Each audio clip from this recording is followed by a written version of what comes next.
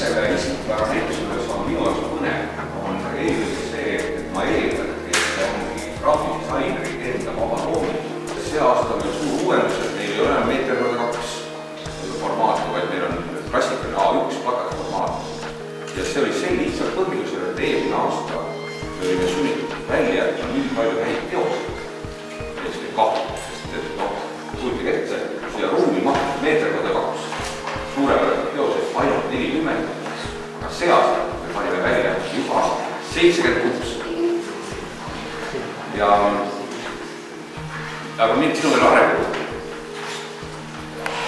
Kokku siis 62 autorit laekus ütles, vaatasin igaks üks värskelt mälu, üle 190 teose, teab üle maailma, kaugemad külalised on meil Iraanist ja Ecuadorist, mõlemad toredad sõnad.